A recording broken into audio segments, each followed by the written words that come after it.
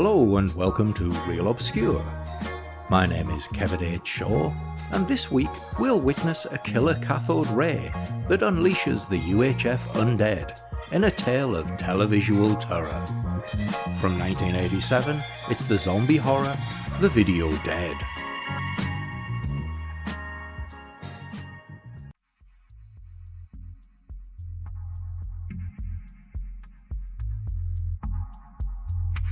So, The Video Dead was a direct-to-video release. It was written, produced and directed by Robert Scott. This is his only directorial credit, but since its release he's worked as an AD and second unit director on a number of very high-profile TV shows, including Heroes, House, Justified and Banshee. The movie was definitely a labour of love, filmed on an extremely low budget, with filming done on weekends and holidays over the course of a year, and some of the cast even playing multiple roles. Most of them had no experience in filmmaking, and to this date, for many of them, this was their only foray into the world of cinema, with a few notable exceptions, which we'll come to later. Now this is exactly the kind of filmmaking I love. It's that punk attitude of, hey, why don't we just make a movie, and then just going for it. It's easy to forget these days that some of our biggest directors began this way, with people like George Lucas, Sam Raimi and Peter Jackson being prime examples of the way working in low-budget movie making can spark some incredible creativity.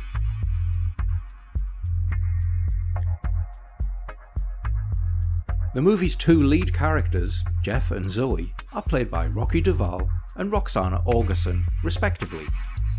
The Video Dead is their only on-screen credit, with Orgerson actually pursuing a career in law, and Duvall, well, nobody's really quite sure what happened to him. I certainly can't find any other credits for him anywhere online, so I guess, maybe he decided that acting wasn't for him. Now, some of the other cast did go on to appear in a few TV guest spots, and had some success in the movie industry, such as Victoria Bastell, who plays April. Her credits include roles in The Deadpool and Bad Lieutenant, but she seems to have retired from acting in the late 90s. Fans of cult movies may recognise Michael St. Michael from his 2016 horror comedy The Greasy Strangler. And in the role of the woman, we have Jennifer Mero, lead singer of the punk darkwave band The Nuns, who was also a very successful fetish model and also appeared in the 1989 experimental expressionist movie Dr. Caligari. So, what's it all about? The movie begins with a writer, Henry Jordan, who's played by Michael St. Michael, receiving a mysterious crate. When he opens it, he finds it contains a somewhat worn and battered television set. Later that night we see Jordan at his typewriter, where he becomes distracted by the TV suddenly bursting into life in the other room. Investigating, he finds the TV is showing an old black and white horror movie, Zombie Blood Nightmare, and after watching for a few moments, he dismisses it and turns the TV off.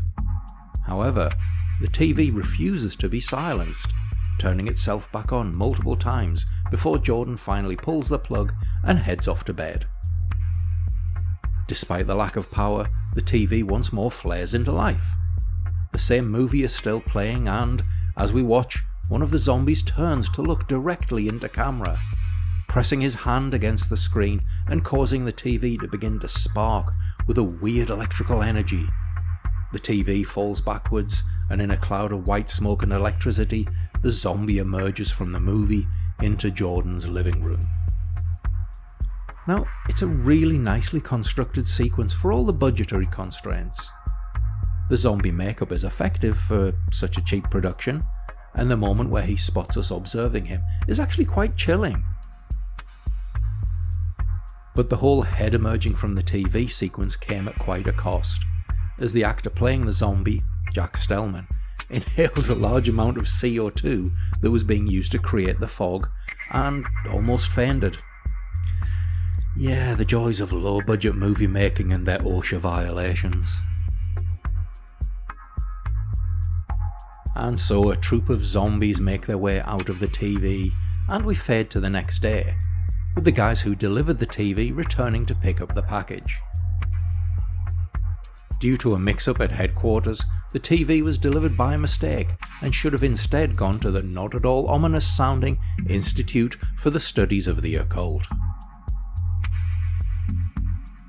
When Jordan fails to answer the door, the delivery men go and investigate, only to find his dead body propped up with a cigarette and wearing a party hat, blood staining his pajamas. Now this is actually a really smart way to open the movie. We get to see some zombies with some genuinely effective bits of suspense. It sets up some of the mystery elements for the protagonists to explore, and does it all with a little bit of humour, which sets the tone nicely. Of course it's a zombie movie and so it's going to have some peril, but the whole movie is done with a very light touch. It's more akin to something like Return of the Living Dead than it is a hardcore gut muncher like Zombie Flesh Eaters. Anyway, a title card informs us that it's 3 months later, and we see that the Jordan house is now being sold. At this point we're introduced to Zoe, played by Roxana Orgerson, who arrives in a cab and has a rather stilted discussion with the driver about how it's her house, well, actually her parents' house, and she's never been here before, and neither have they. Zoe meets up with the removal men and begins to explore the house, and she's accompanied by a theme that sounds suspiciously like some of the incidental music from Halloween. As she unpacks, we see the house being viewed from the woods, and a pair of feet in dirty shoes and dishevelled pants shuffling their way to the house. The for sale sign is thrown to the floor by this unseen intruder, who rattles the door handle, opens the door and shambles into the kitchen, where Zoe is putting away a set of drinking glasses. She turns as she hears the noise and in shock drops one of the glasses as we cut to reveal her brother Jeff. Now, I'm not sure if there's a scene that was cut or was never filmed, but Jeff's look and zombie-like gait in this sequence is never explained. I expected a line like, "Oh, I took a shortcut through the woods and fell in a stream," or something along those lines, but nope. They wanted a scare at this point, and so this is what they came up with. After this, the two embrace, and we cut to them eating a big old plate of beans. The two discuss how their parents will be arriving later, and how Zoe is about to start her first semester of college to study aerobics. At this point, Jeff does a comedy spit take into his dinner, which he then continues to eat. Teenagers. Anyway, she then explains that she's also minoring in music videos because 1980s. The next morning sees the arrival of a mystery visitor, Joshua Daniels, who's played by Sam David McClelland. He has come searching for the TV mistakenly delivered to the house earlier. Jeff, however, being half asleep and also a teenager, doesn't understand, thinking Daniels is trying to sell him a TV, despite Daniels warning him that the television is dangerous and lives are at risk. A little later, Jeff hears the voice of a woman, played by Jennifer Mero, calling him by name and asking him to make love to her, as we see the TV set, which is stored in the attic, has once more switched itself on. Jeff follows the voice and, finding the TV, decides to take it to his room. Now, it's funny when you watch a movie from the 80s now, you're reminded of just how big and clunky TVs were back then. This is maybe a 28-inch screen, yet it's a huge boxy affair that he can hardly get through the door. Meanwhile, here's me with the new 55-inch TV I got this week, lifting it with one hand. And there's a great moment where he explains to Zoe that he found a TV, and her reply is, "Great, now we have 3. I think we have about 10 in our house. So we cut to a little montage of the siblings fixing up the house, and then we meet Jeff's new love interest, April, who is played by Victoria Bastel, who's out walking her neighbour's dog. The two head inside and bond over their mutual hatred of poodles, and then, finding the refrigerator empty, Jeff offers her a nice glass of faucet water. However, the dog, Chocolate, is off his leash, and as the two teenagers are distracted, he slips out through the kitchen door and into the woods behind the house. There's a great little sequence of Chocolate scampering through the woods that intercuts with a doggy vision cam. And as he runs through the trees, he comes upon the TV zombie. The zombie snarls at him and, well, you can guess what happens next. Jeff and April run outside to track Chocolate down, but it's too late. As they slowly make their way back to the house, we track them with a first-person view, which then cuts to reveal the zombie. Later that night, Jeff is in his room, smoking weed and watching the cursed TV. The woman appears again and begins talking to him, before emerging into his room. She undresses and begins to kiss him, and then, toying with him, vanishes, only to reappear on the screen. As she laughs mockingly, a man appears behind her and slashes her throat, as a horrified Jeff watches on. But the man explains to Jeff that the woman was not all she seems, and shows him her true face, which is that of an undead nightmare. The garbage man, as he calls himself, is played by Cliff Watts, and he explains that it's his job to deal with human garbage like her, and more worryingly that there's been an escape, that something has emerged from his world into Jeff's. The only way to stop it is to place a mirror in front of the cursed television.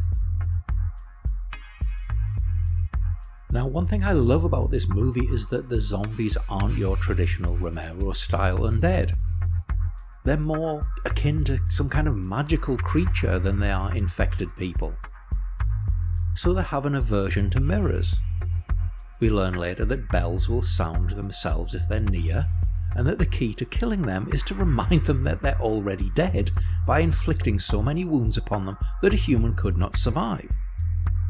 I really appreciate that they have their own lore, and it just gives this movie much more of an identity of its own.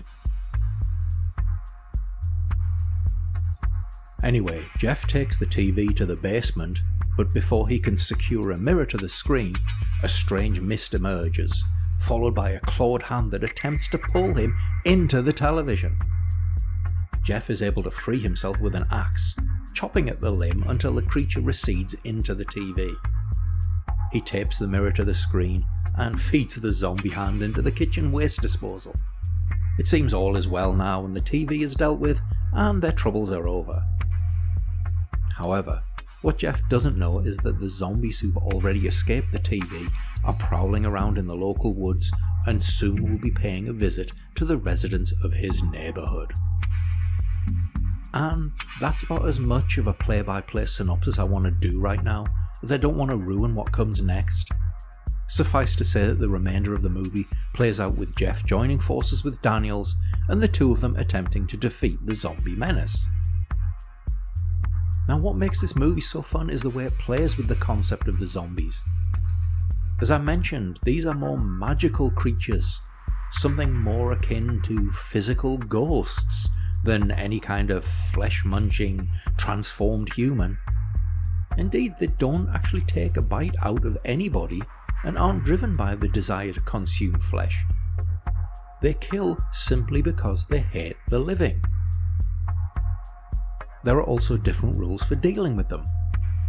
As I said earlier, they need to be convinced they're dead by causing them injuries a human couldn't survive. Mirrors cause them discomfort as their own appearance reminds them that they're dead. They also cause bells to ring when they approach. These and other fun little bits of lore really make these zombies, or creepers as the original script called them, really stand out in a field full of Romero knockoffs. speaking of the zombies themselves, the movie makes a point of giving us what's the collective term for a group of zombies? Shamble? Yeah, I'll go with that. The movie gives us a shamble of zombies who all have their own looks and characters. We have Jack, the original zombie, the Bride, Ironhead, Jimmy D, and more. It's something that again gives this movie a unique feel, with the undead being actual characters rather than simply nameless faces in a crowd. And yes, I understand that's part of the horror of zombies in a Romero flick, where the loss of personality and individuality is the real terror, but here it just adds another flavour to the movie.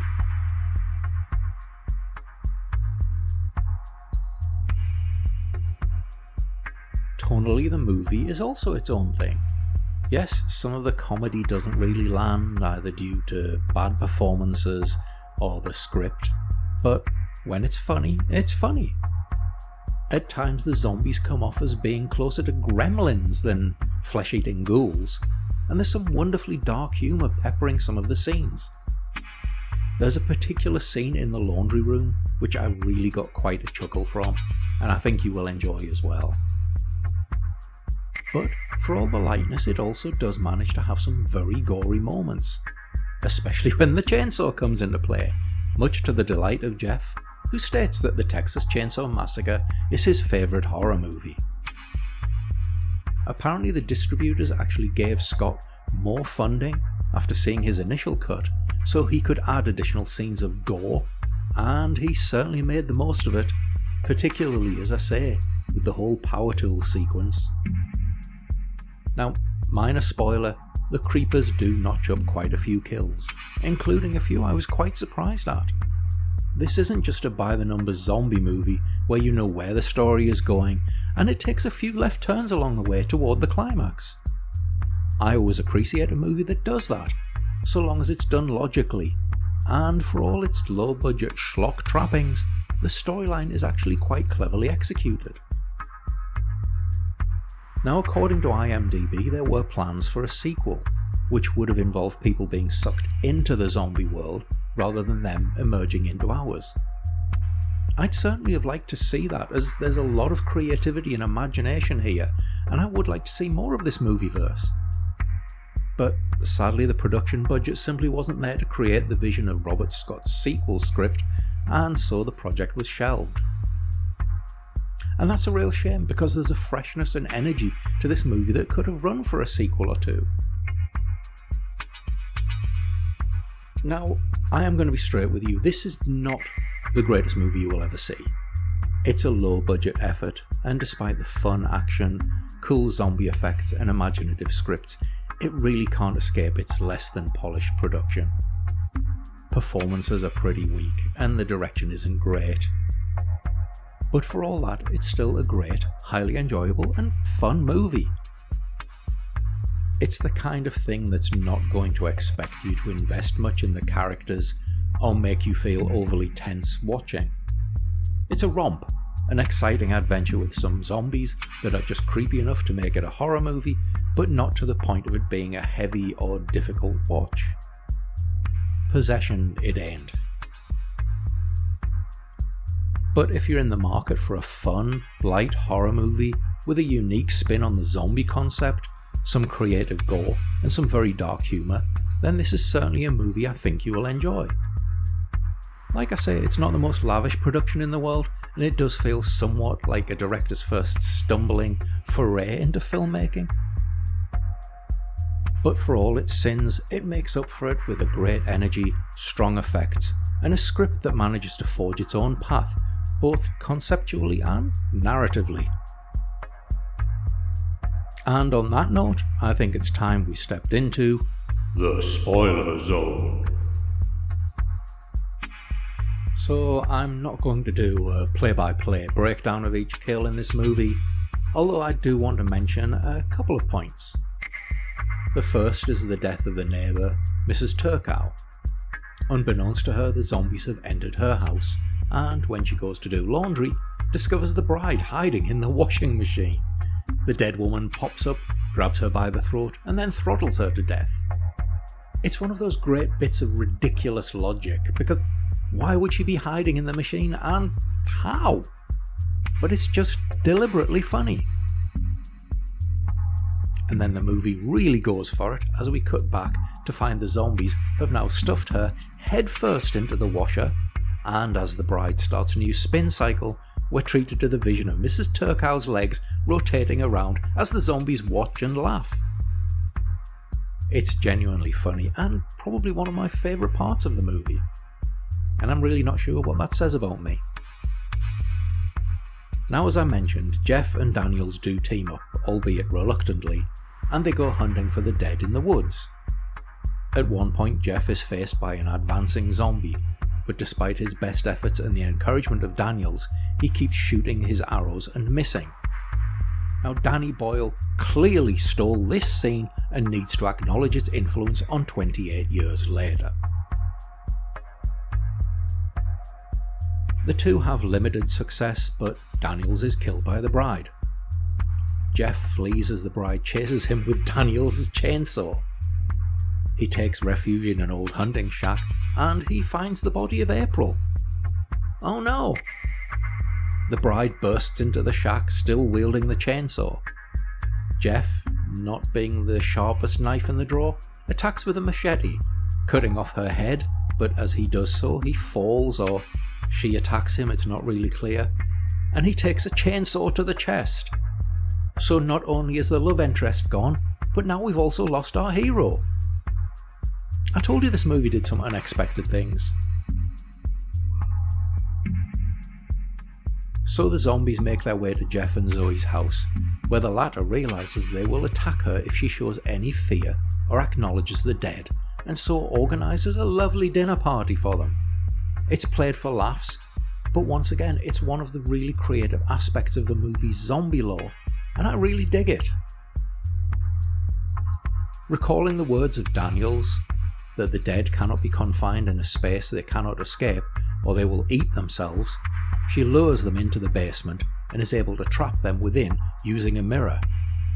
One of the zombies starts to swell in the small space, and his skin begins to bubble, and so the others descend on him, in the only actual flesh-eating scene in the whole movie.